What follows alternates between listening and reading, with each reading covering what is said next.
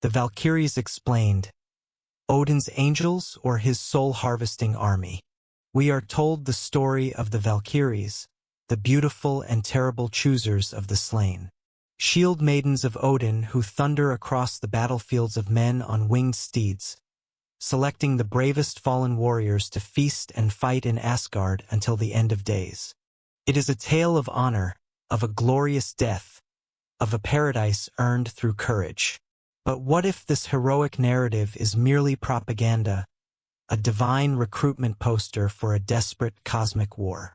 What if Valhalla is not a feasting hall, but a spiritual armory, and the Valkyries not angels of mercy, but grim, celestial quartermasters, harvesting not the bravest souls, but the most potent ones? Today, we ride with the choosers of the slain, but we look beyond the gleam of their armor and into the heart of their terrible, secret purpose. This is a story of a desperate god, a doomed prophecy, and a ghostly army being forged not for victory, but for a final, glorious, and utterly hopeless delay of the inevitable. Welcome to Mythos Unveiled. Today, we seek to explain the Valkyries, not as saviors of the worthy, but as the unwilling architects of Odin's tragic final gambit. To understand the true purpose of the Valkyries, we must first understand the all-consuming, existential fear that haunts the golden halls of Asgard, a fear that sits upon the high seat of Odin himself like an invisible, malevolent, and patient specter. This fear has a name, a word that echoes with the finality of a closing tomb: Ragnarok. It is not a possibility. It is not a warning. It is a certainty, a prophecy foretold in the swirling mists of time, whispered by the ancient Norns at the very foot of the world tree, a final chapter already written from which there is no escape. A day will come when the sun turns black, when the stars fall from the heavens like dying embers, when the great wolf Fenrir will finally break his magical chains and devour the All-Father himself. A day when the world serpent, Jormungandr, will poison Thor, and the fire giant, Surtur, with his flaming sword, will burn the 9 worlds to ash. This is the doom of the gods. And Odin, the god of wisdom, the relentless seeker of knowledge, the master of runes and magic, knows this more intimately and more painfully than any other being in the cosmos. He has sacrificed his own eye for a single drink from the well of Mimir, a drink that gave him immense wisdom but also showed him, in agonizing detail, the unchangeable, terrible end of his own story. He has hung himself from the boughs of the great ash tree, Yggdrasil, for 9 days and 9 nights, pierced by his own spear, a sacrifice of himself to unlock the secrets of the runes. And every secret, every rune, every piece of agonizing wisdom he has gathered has only served to confirm the prophecy. He knows how it will end. He knows who will fall. He knows his glorious creation is built on a foundation of inevitable ruin. Most beings, faced with such an absolute and terrible fate, would succumb to nihilism, to despair. But Odin is not most beings. He is a king, a warrior, and a master strategist of cosmic proportions. He knows he cannot win the final battle. The prophecy is absolute. Fate is immutable. But perhaps, just perhaps, he can change the nature of the defeat. Perhaps he can make the end so glorious, so unbelievably costly for the forces of chaos, that a new, better world might have a chance to be born from the ashes of the old.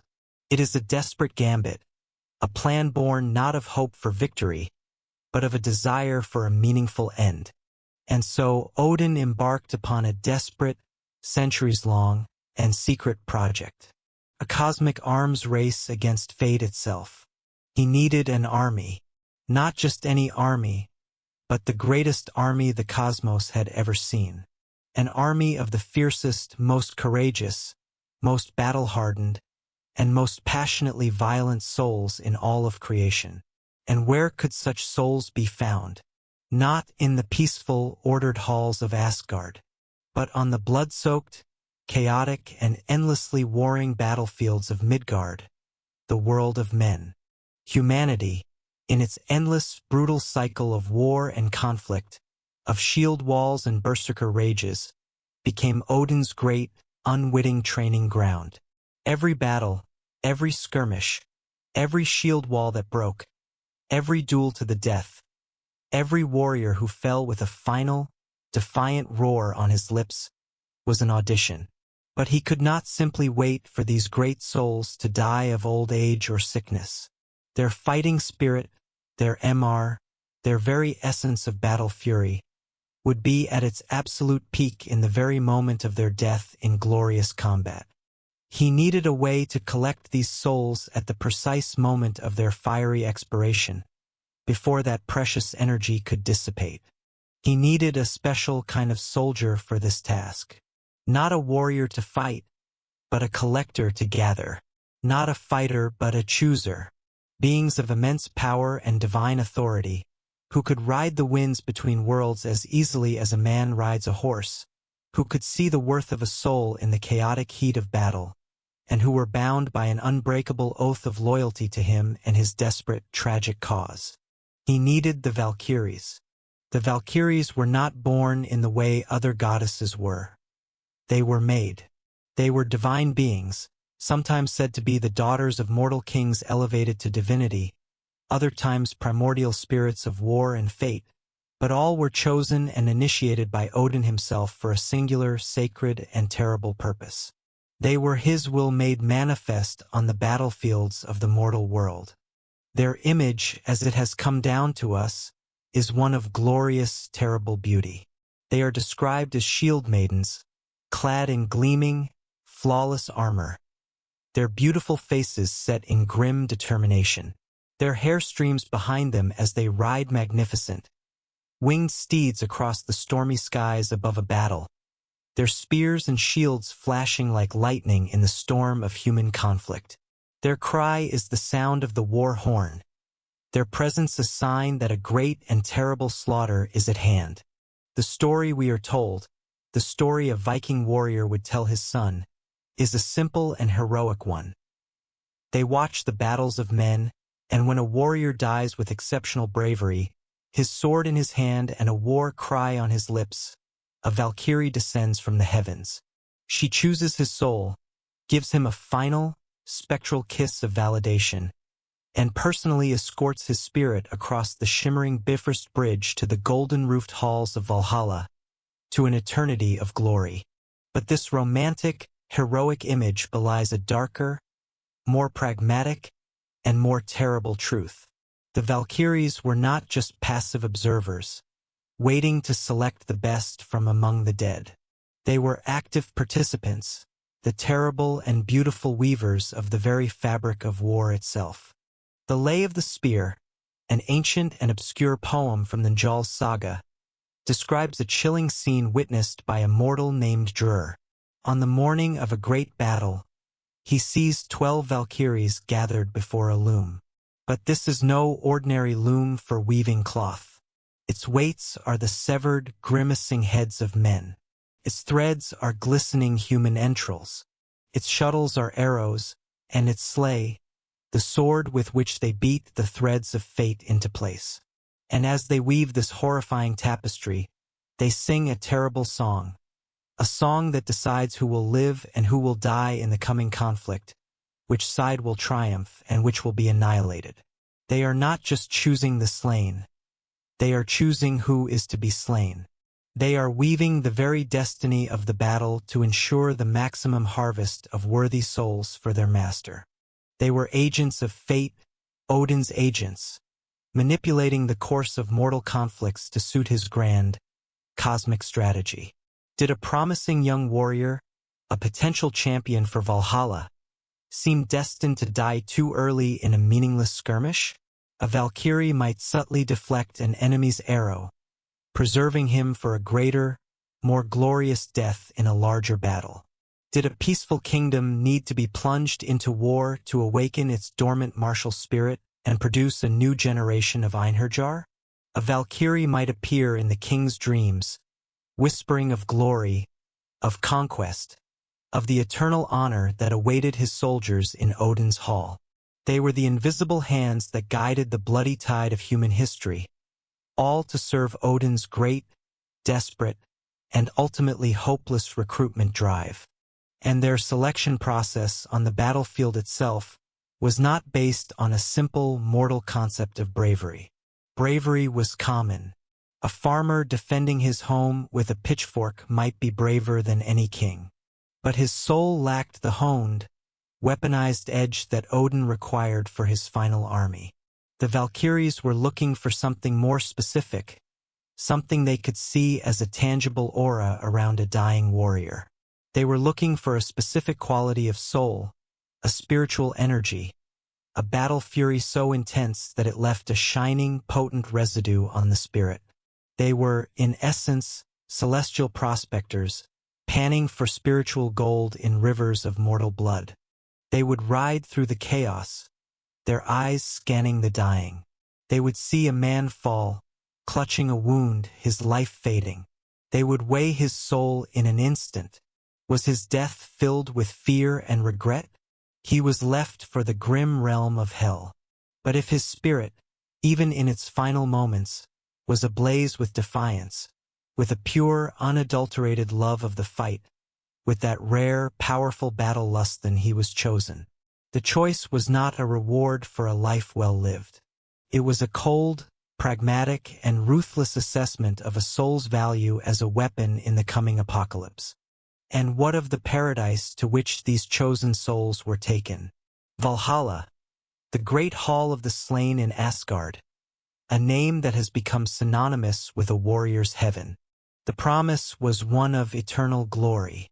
A warrior who entered the magnificent, golden-roofed halls of Valhalla would spend his days in joyous, brutal, and ceaseless combat, fighting his comrades in the great courtyard, hacking them to pieces, dying and being reborn each evening.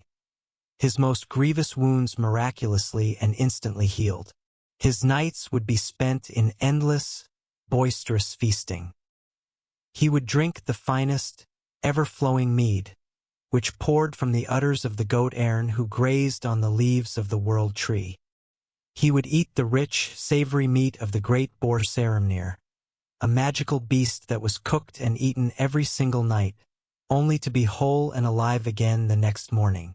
And all of this would be served to them by the beautiful, formidable Valkyries themselves.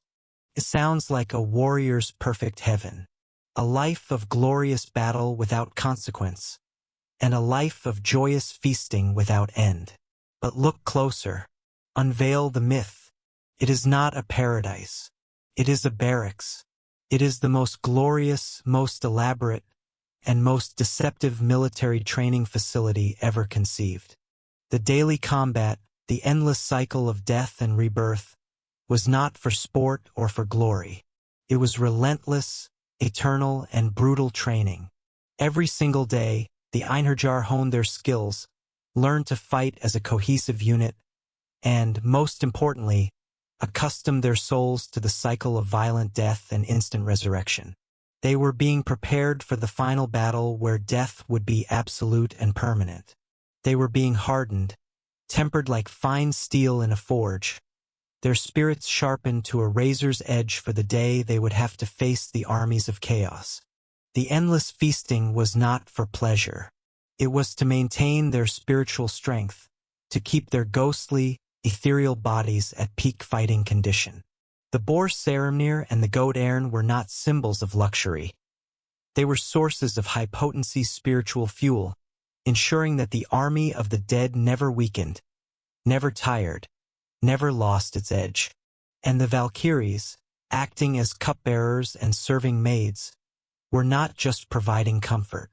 They were the officers, the overseers, the ones who maintained order and discipline in this rowdy, violent, and eternally restless hall of ghosts. They were the wardens of Odin's great soul army, ensuring the training never stopped and the purpose was never forgotten.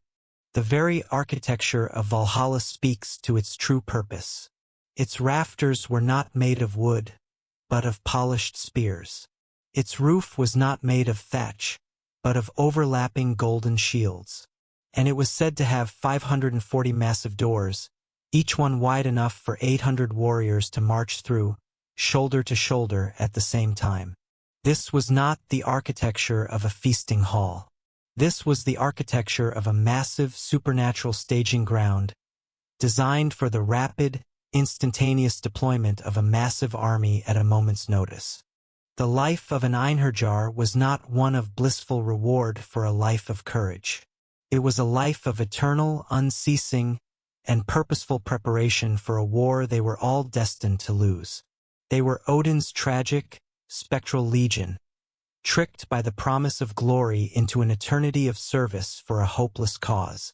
They were the finest, bravest souls of humanity, their afterlives co-opted, their courage weaponized, their paradise a beautifully gilded cage. Were the Valkyries merely unthinking, unfeeling instruments of Odin's will? Or did they have hearts that could be broken, minds that could question, and wills that could be defied? The story of the most famous and most tragic of all Valkyries, Brynhildr, gives us a chilling and heartbreaking answer. Brynhildr was one of Odin's most favored choosers of the slain. She was fierce, wise, and for a long time utterly loyal. The All-Father entrusted her with a critical task: to preside over a dispute between two mortal kings, Hjálmgunr and Agnir. Odin, for reasons of his own complex, cosmic strategy, had promised victory to the older king, Hjálmgunr. Brynhildr was simply to ensure that fate, as the All-Father had decreed it, unfolded as planned. She descended to the battlefield, a shimmering, divine figure amidst the chaos of mortal combat. But as she watched the two kings and their armies clash, she saw something that gave her pause, something that stirred a conflict within her own heart. The old king, Hjálmgunr, to whom Odin had promised victory, was a tired, cruel tyrant. But the younger king, Agnir, was brave, noble, and beloved by his people. She saw in Agnir the very ideal of a warrior that she had been taught to seek, a spirit far more worthy of Valhalla than his opponent. In a moment of profound, world-altering defiance, a moment where her own sense of justice overwhelmed her sworn duty, she made a choice. She disobeyed the All-Father. She intervened in the battle with her divine power and granted victory not to Hjálmgunr, but to the more deserving, more honorable king Agnir. Odin's fury, when he learned of this, was a cold, silent storm that shook the very foundations of Asgard. This was not just disobedience. It was a fundamental betrayal of the entire system. A Valkyrie, a tool of his grand strategy, had used her own judgment, her own morality, to override his strategic command. She had chosen based on worthiness in a mortal, ethical sense, not on the cold, cosmic calculus of his war plans. She had proven that she was not just an instrument. She had a will of her own, and that, to Odin, was an unforgivable flaw in his weapon. Her punishment was swift and terrible. He summoned her before him. He stripped her of her divinity, of her power, of her very identity as a Valkyrie. He would make her a mortal woman, condemned to a mortal life, a mortal death, and the mortal pain of a loveless marriage. He took her to a remote mountaintop, and with his magic, he pricked her with a sleep thorn, casting her into a deep, magical slumber. He surrounded her sleeping form with a wall of impassable, shimmering fire. There she would lie, he decreed, until a hero brave enough to ride through the flames came to claim her as his wife. The Lay of the Shield Maiden, an ancient poem, captures her last, defiant words to Odin. "You condemn me to a life of weakness, All-Father, but for one moment I chose honor over obedience.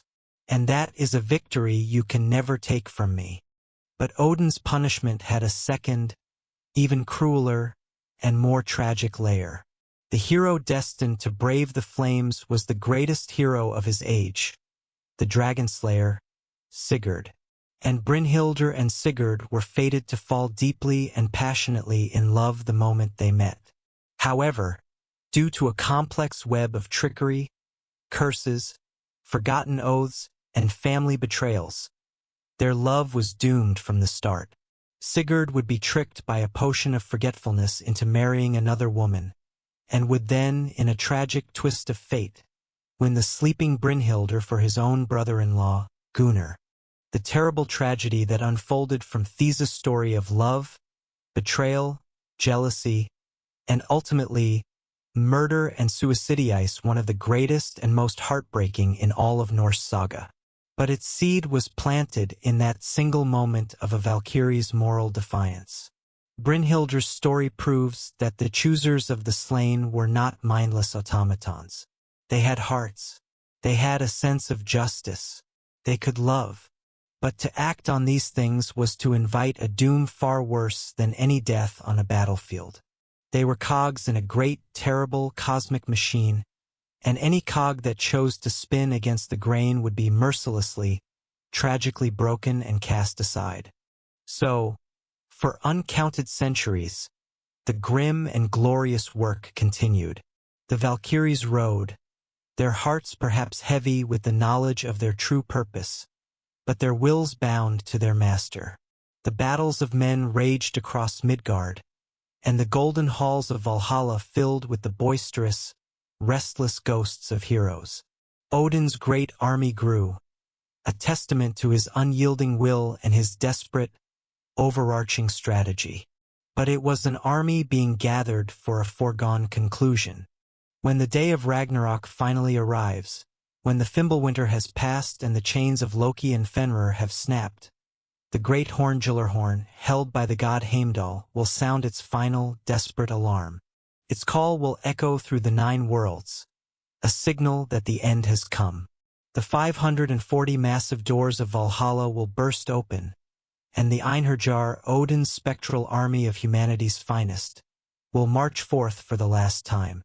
They will fight with a courage that astounds even the giants and the gods. They will stand shoulder to shoulder with Thor and Tyr and the other gods of the Aesir, a legion of humanity's greatest champions, holding the line against the encroaching darkness. They will perform feats of valor that will be remembered in the stories and songs of the new world that is to come. But they will fall, every last one of them. They will be consumed by the all-consuming fire of the giant Surtur. They will be torn apart by the monstrous wolves of the iron wood. They will perish alongside the very gods who conscripted them into this final, hopeless, magnificent war. Their paradise was a training ground.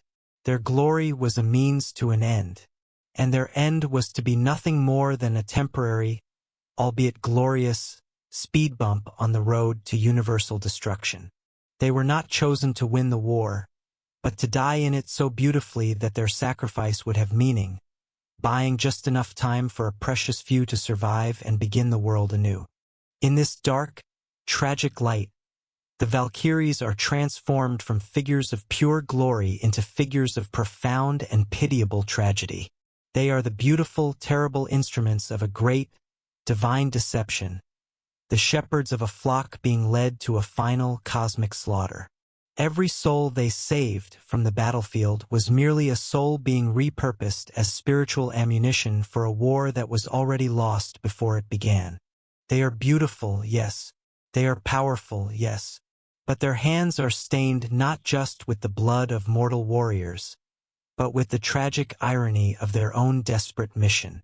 They offer a paradise that is a prison, a glory that is a death sentence, and a hope that is, in the end, the most sophisticated, most beautiful, and most heartbreaking lie of them all.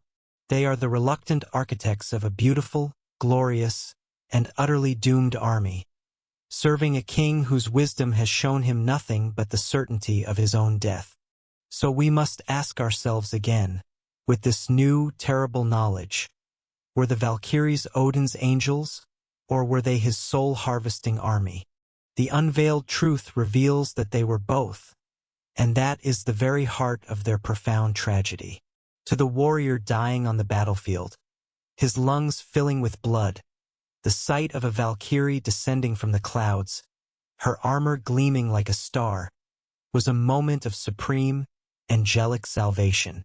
She was a promise of an afterlife of honor, a validation of his entire existence. She was his angel, lifting him from the mud and blood of a meaningless mortal conflict to a golden hall among the gods.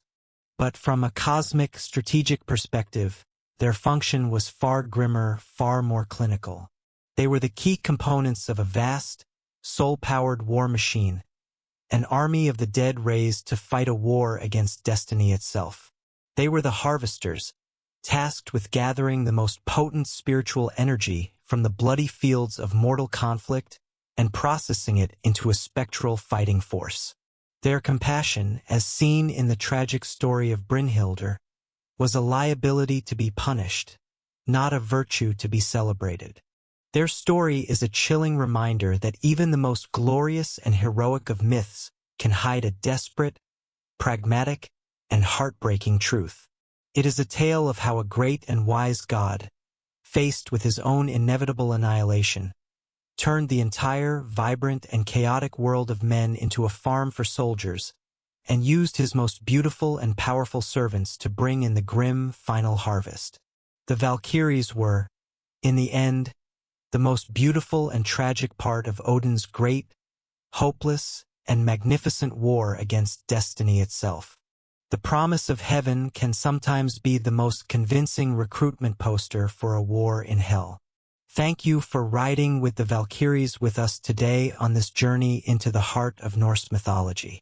If this unveiling of a classic legend has given you a new perspective, show your support by liking this video, subscribing to Mythos Unveiled, and hitting the notification bell so you never miss another journey into the shadows of our most complex and enduring stories.